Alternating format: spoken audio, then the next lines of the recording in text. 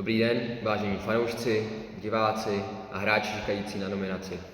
Jménem výkonného výboru a tréninkového týmu AC Jasan Levousi vám teď v následujících chvílích oznámíme nominaci hráčů na Křesní Cup 2026.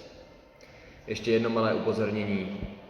Nenominované hráče jsme nekontaktovali a nechávali jsme to pouze na usouzení trenérského štábu.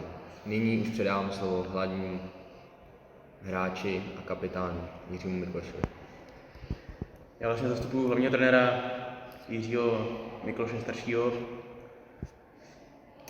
Začneme brankářema. Tak brankáři Jiří Hudeček, vlastně 100% volba. Neměli jsme jinou variantu.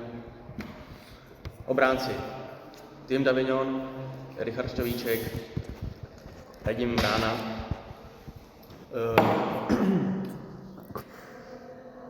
Richarda Štovíčka jsme doplnili teďko na poslední chvíli místo Vojtěcha Coufala, protože Vojtěch Coufal utrpěl vážné zranění v průběhu sezóny a jeho rekonvalescence bude dlouhá a nestihl by tedy začátek turné. Přesně řečeno. Radim Vrána a Tim Davignon, opory týmu už dlouhá léta, takže tam nebylo na čem přemýšlet. Útočníci Jiří Mikloš, Jáchym Zelinka, Lukáš Haut, Filip Svoboda, Matěj Beránek. Oproti minulému roku žádná změna.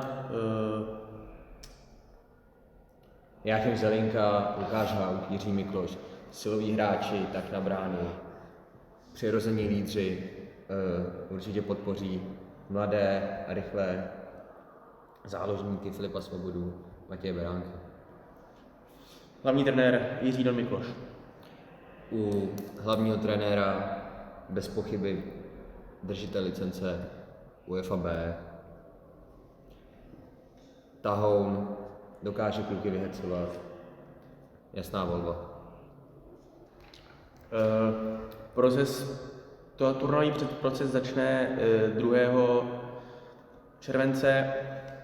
Platí to pro všechny hráče bez výjimek.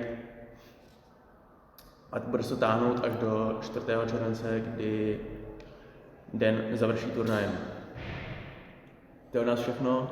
My vám děkujeme a těšíme se na průběh celého turnaje.